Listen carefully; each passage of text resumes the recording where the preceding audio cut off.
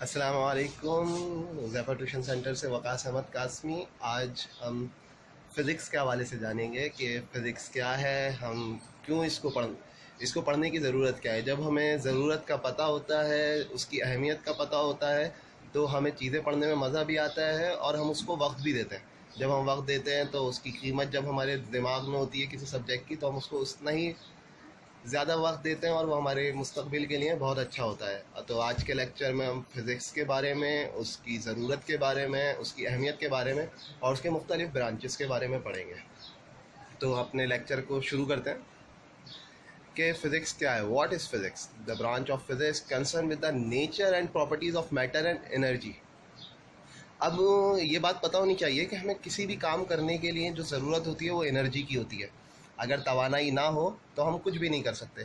तो और हर चीज़ मैटर है। मैं आप हमारी ज़िंदगी में जो सबसे ज़्यादा अमल दखल है वो मैटर का है और वो डिपेंड कर रहा है एनर्जी पे। अगर हम इन दो ताल्लुक़ को पढ़ लें तो अपनी ज़िंदगी को आसान कर लेते हैं कि एनर्जी कैसे प्रोड्यूस करी जाए, किन अवामिल से हम एनर्जी हासिल कर सकते हैं और उसको किस तरह से इस्तेमाल कर सकते हैं। ये सारी बातें हम फिज़िक्स में पढ़ते हैं क्योंकि हमारे पास छोटी से छोटी काम के लिए हमें एनर्जी की ज़रूरत है और उसका और मैटर का क्या ताल्लुक़ है, ये चीज़ हमें फ़िज़िक्स में पढ़ाई जाती है, हम उसमें सीखते हैं और बहुत सारी चीज़ें। जैसे मिसाल के तौर पे हमारे पास एक जनरेटर है, लाइक वो हमें एनर्जी दे रहा है, तो उसकी एनर्जी कन्वर्जन किस तरह हो रही है, कैसे हो रही है और हमारी ज़िंदगी को किस तरह से आसान कर रही है, ये सारी चीज़ें हम इंशाल्लाह फिर आज के लेक्चर में, इससे मुख्तलिफ चीज़ें आज के लेक्चर में पढ़ेंगे। Why we need study physics? हम क्यों नीड है, क्यों ज़रूरत है हमें फ़िज़िक्स पढ़ने की? हमारे आसपास जितने भी काम हो रहे हैं वो पढ़ने के लिए हमें फ़िज़िक्स की अच्छा, तो हमें आज के लेक्चर में फ़िज़िक्स की ज़रूरत।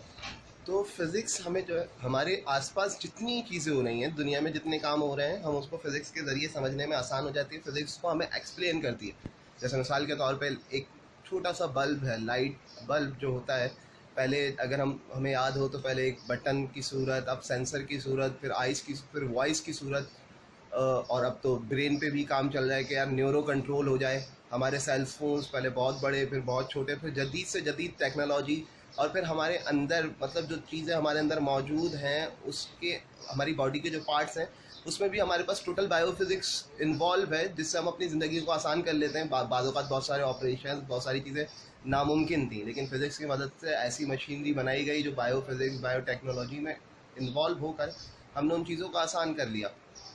तो फिज़िक्स ने हमारी ज़िंदगी को बहुत मॉडिफाइड कर दिया, बहुत अच्छा कर दिया और बहुत सारी जो ऐसी बातें थीं जो सिर्फ़ एक सोच, एक अफ़सानों की हद तक थीं, वो हकीकत में बन गई। जैसे इंसान के डीएनए से उसकी पूरी डेटा मालूम हो जाना, ब्लैक होल्स, वॉर्म्स होल्स, ये सारे ज़िक्र हम इंशाल्लाह फ़िज़िक्स के अंदर सीखते हैं और पढ़ते हैं। अच्छा, हमारे पास कुछ फ़िज़िक्स की ब्रांचेज़ हैं। पहली इलेक्ट्रॉनिक्स है, दूसरी इलेक्ट्रोमैग्नेटिक है, एस्ट्रोफिज़िक्स है, nuclear physics, solid state physics, mechanics और बायोफिज़िक्स और प्लाज्मा फिज़िक्स। अच्छा, हम एक एक करके इंशाल्लाह इन फिज़िक्स की ब्रांचेस को समझने की कोशिश करेंगे कि ये हमारी ज़िंदगी में कहाँ पे इस्तेमाल होती है और इसका फ़ायदा क्या है। जब फ़ायदा पता होगा तो हमें पढ़ने में मज़ा आएगा। पहली ब्रांच है इलेक्ट्रॉनिक्स, जिसने हमारी ज़िंदगी को बहुत ही ज़्यादा आसान, बहुत ही ज़्यादा, ये कह लें कि सिंपल भी कर दिया और आसान भी कर दिया। पहले हमारे पास ट्यूबलाइट बहुत ज़्यादा वोल्टेज लेती थी, 220 वोल्ट से चलने वाली एक बड़ी सी ट्यूबलाइट। अब हमारे पास 12 वोल्ट, 6 वोल्ट की मुख्तलिफ खूबसूरत एलईडीज़ मुख्तलिफ डिफरेंस कलर में मौजूद हैं, जो हमारी लाइफ को लग्जरीज भी कर देती हैं। इसी तरह ये तो एक बहुत छोटी सी चीज़ है इलेक्ट्रॉनिक्स की। हमारे पास मुख्तलिफ मशीनरीज, मोबाइल्स और व्हीकल्स भी इलेक्ट्रॉनिक्स से रिलेट मौजूद है। अब इलेक्ट्रॉनिक्स होती क्या है फिज़िक्स के अंदर, ये वो ब्रांच है जिसके अंदर हम डिज़ाइन सर्किट्स के बारे में बात करते हैं। हम सर्किट्स को किस तरह डिज़ाइन करते हैं, ट्रांजिस्टर्स का काम क्या होता है, माइक्रोचिप्स क्या होती हैं, हम किस तरह से अपने कंप्यूटर के ज़रिए अपने इलेक्ट्रिक सर्किट को कंट्रोल कर रहे हैं और अपनी ज़िंदगी को पूरा डिजिटलाइज कर रहे हैं। लाइक अपनी मर्ज़ी से हम इलेक्ट्रॉनिक्स को यूज़ करते हुए रोबोटिक्स कर सकते हैं, रोबोट्स वगैरह बना सकते हैं।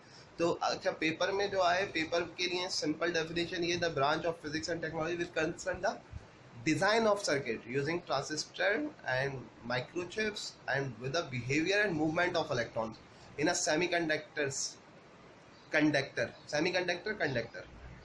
अच्छा, अब हमें सेमीकंडक्टर की ज़रूरत क्यों पड़ी? इलेक्ट्रॉनिक्स ने हमारी जो एनर्जी कंजम्पशन थी उसको बहुत कम कर दिया।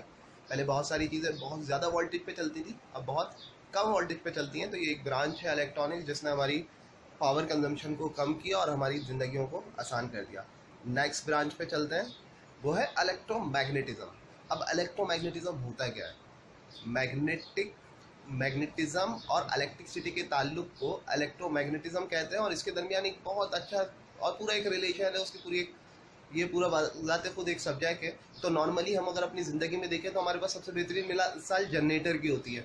हम मोटर के ज़रिए, मैग्नेटिक के ज़रिए उसके अंदर बाज़ औक़ात हम करंट प्रोड्यूस करवा रहे होते हैं, बाज़ औक़ात करंट और मैग्नेटिक को यूज़ करते हुए उसके अंदर रोटेशन प्रोड्यूस करवा रहे होते हैं। जैसे कि पिक्चर में एक चीज़ वाज़ेह है कि इन्होंने करंट एक कॉइल बनाया, कॉइल के ज़रिए हमने कंपास रखा और हम बाकायदा उसकी डायरेक्शन दिखा रहे हैं, करंट की डायरेक्शन के मैग्नेटिक फील्ड पे कैसे असरअंदाज हो रही है। अच्छा, बच्चों के लिए एक चीज़ कि अगर वो घर पे मैग्नेट बनाना चाहते हैं तो उसका बहुत आसान तरीका है। एक कॉपर की कॉइल लें और एक स्टील रॉड लें और वो उसको उसके ऊपर पूरा बांध दें, घुमा के राउंड करके उसके ऊपर एक कॉइलिंग कर दें और उसके दोनों टर्मिनल को मेन स्विच के अंदर लगाएं, और जैसे उसके अंदर इलेक्ट्रिक करंट पास होगा तो ये आपका मैग्नेट बन जाएगा। एक छोटा सा रिलेशन है इलेक्ट्रोमैग्नेटिक्स के हवाले से जो आप लोग को बताना था, और पेपर के हवाले से जो आप लिखेंगे ये लिख सकते हैं कि involving the study of the electromagnetic force, a type of physical interaction occur between electrically charges। अब हमारे पास जो इलेक्ट्रोमैग्नेटिक का इन्वॉल्व है, हमारे पास जो घर में फ़ैन है वो भी एक तरह का इलेक्ट्रोमैग्नेटिक है। हम एक कॉइल घुमा रहे हैं, फिर उसके अंदर जैसी करंट पास हो रहा है तो उसके अंदर रोटेशन प्रोड्यूस हो रही है, उसके अंदर मूवमेंट आ रही है, ये भी एक है, जनरेटर है, और इस तरह की बहुत सारी मिसालें हैं। इन दोनों के आपस के ताल्लुक को हम इलेक्ट्रोमैग्नेटिज्म कहते हैं।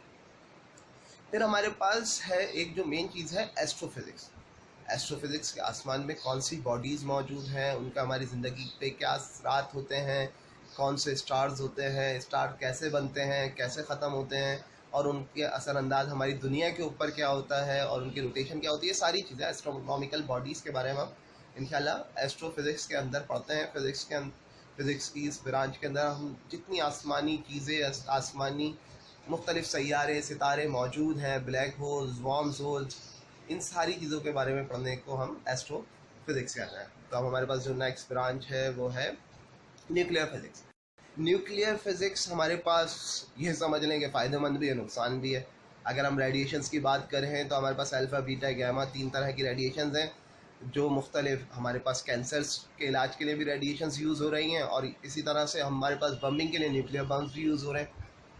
इसके अंदर हम जो नॉर्मली पढ़ते हैं nuclear fusion reaction, chain reaction सबसे इंपॉर्टेंट है जो कभी रुकता ही नहीं है, लाइक एटम बम वगैरह न्यूक्लियर फिजिक्स के अंदर पढ़ते हैं। अच्छा, इससे अगर हम न्यूक्लियर पावर एनर्जी प्रोड्यूस करवा रहे हैं तो ये हमारे लिए अच्छा, इसमें थोड़ा सा मिसिंग है the physics of atom nuclear and there interaction specially in the generation of nuclear power energy.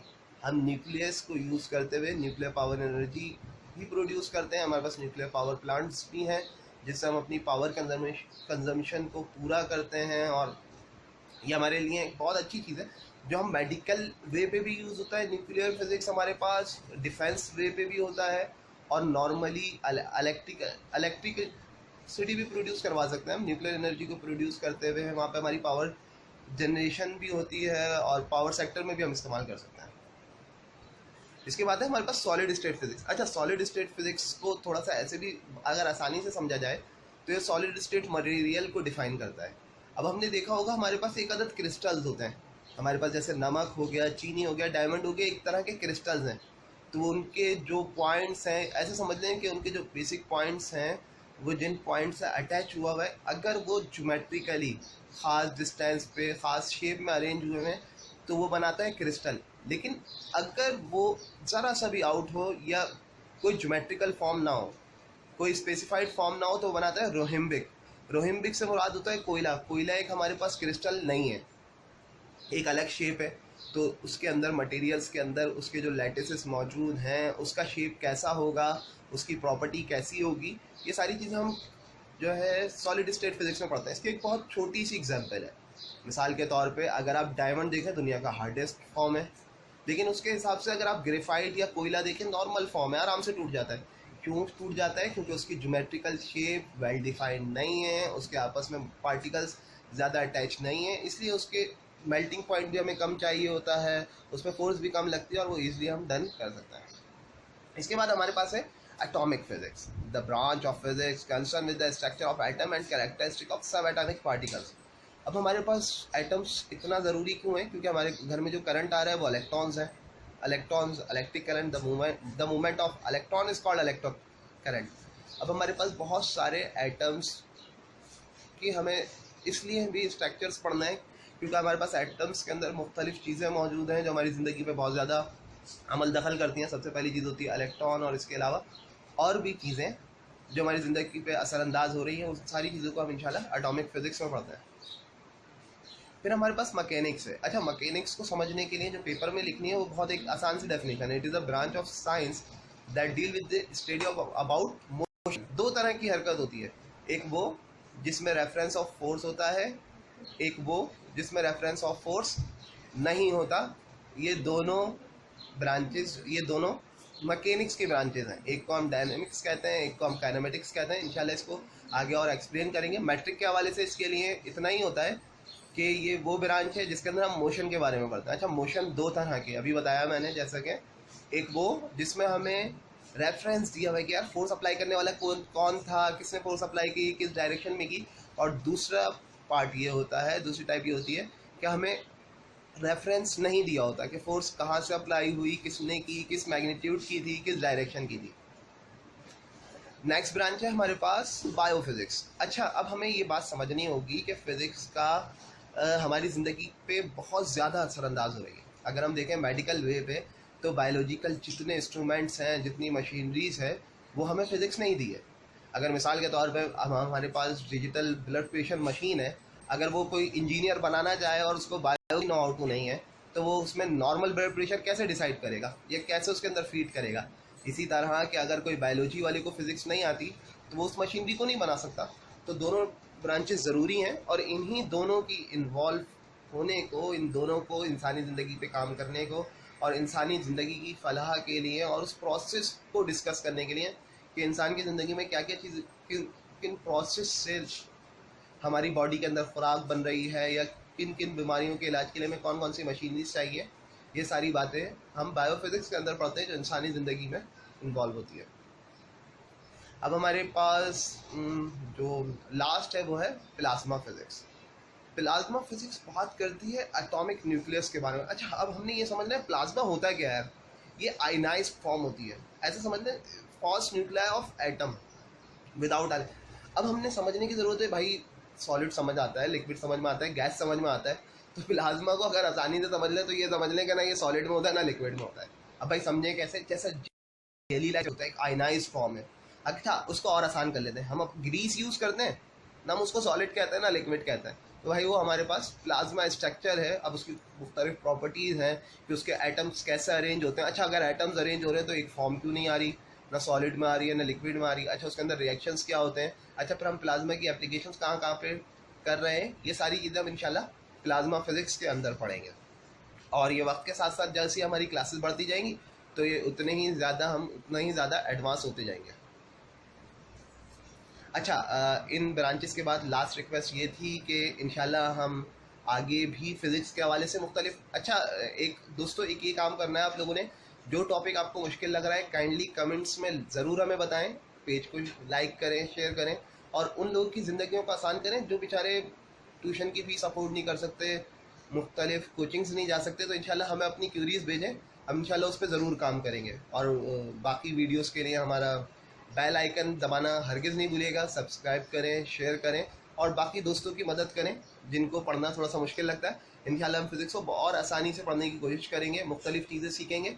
और जो क्यूरीज आ रही हैं काइंडली हमें लाजमी बताएं और हमें फीडबैक दें। और हमारी जो चीज़, बहुत सारी चीज़ें देखें इस्लाह से सही होती है, अगर आप लोग हमारी मदद करेंगे, इस्लाह करेंगे तो हम इसको और अच्छा बनाएंगे और दोस्तों के लिए बनाएंगे। तो काइंडली हमारा पेज लाइक करें और मज़ीद वीडियोस के लिए देखते रहिए हुज़ैफा ट्यूशन सेंटर। जज़ाकल्लाह, बहुत शुक्रिया। इंशाल्लाह दोबारा मिलेंगे नई वीडियोस के साथ। बहुत बहुत शुक्रिया। अल्लाह आपका हामी नासिर हो। वक़ास अहमद कासमी और पूरे हुज़ैफा ट्यूशन सेंटर की तरफ से अल्लाह हाफ़िज़।